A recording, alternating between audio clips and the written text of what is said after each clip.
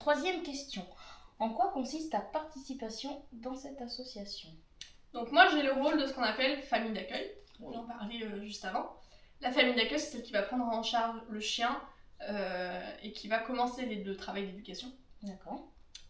Du stade de chiot jusqu'au stade adulte. Et donc l'idée c'est de respecter les commandes et puis de s'occuper d'un chien avec une vie normale de famille, quoi. De constituer une famille, en tout cas un foyer dans lequel le chien pourra vivre tout ce qu'il pourra être amené à vivre avec un bénéficiaire derrière. D'accord. Voilà, tout simplement. Ok. Et qu'est-ce que tu appelles les commandes ?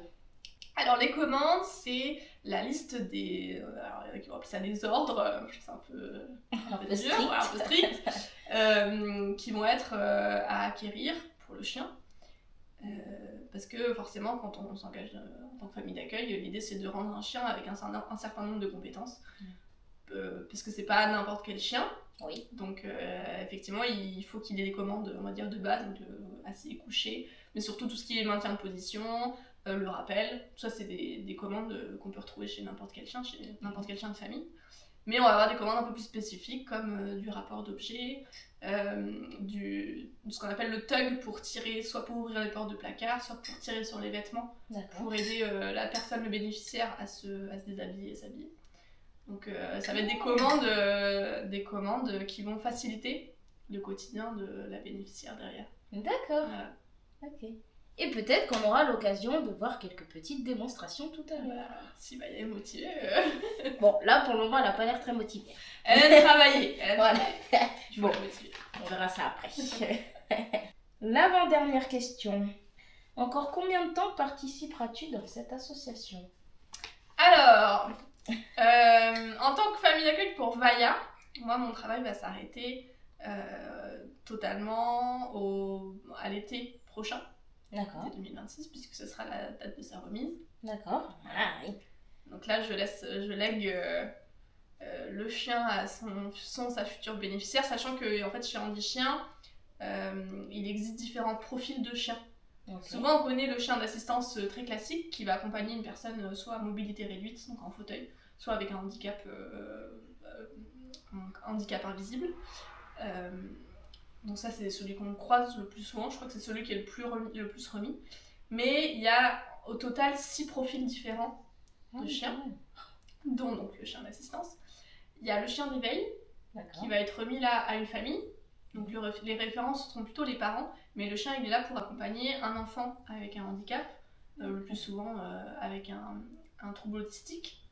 Donc là l'idée c'est que le chien puisse accompagner l'enfant dans son développement. Il y a le chien éveil, assistance, et il y a les chiens, ce qu'on appelle les chiens d'accompagnement. Il y en a plusieurs. Il y a le chien d'accompagnement social. Donc là ce sont plutôt des chiens qui vont aller en EHPAD par exemple.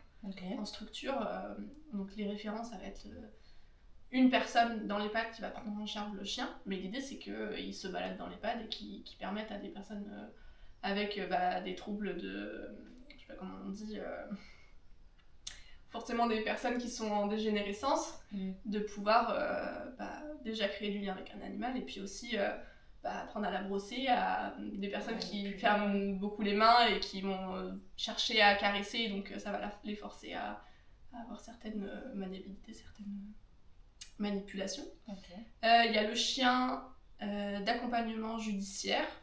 Là, c'est des chiens qui vont être remis soit à des commissariats, soit à des cours d'assises, je ne sais plus exactement quel organisme précisément.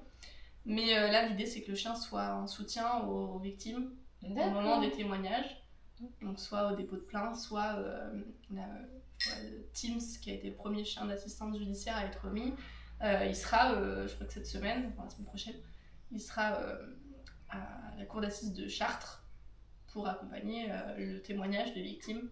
La plupart du temps, c'est des enfants, donc des mineurs, qui ont vécu des abus ou ce genre de choses, pour qui ça peut être vraiment compliqué de parler de traumatisme.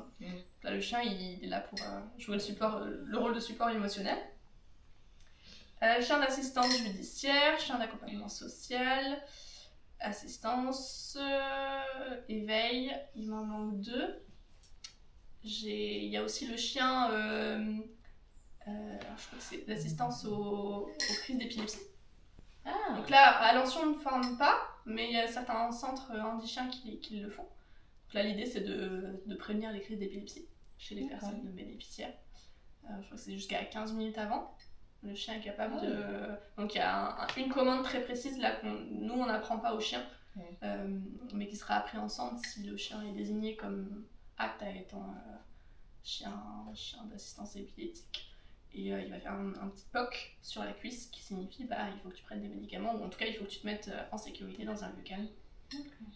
Voilà, il m'en manque un. Le chien d'accompagnement à la réussite scolaire. Là c'est un chien qui va être remis dans des écoles. Et qui va pouvoir venir, pareil, jouer le rôle de tampon régulateur émotionnel pour les enfants qui sont parfois un peu stressés ou qui peuvent être un peu à l'écart. Donc créer du lien et rassurer les enfants avant un oral. L'élève demande à passer du temps avec le chien pour se détendre. Et donc voilà. D'accord.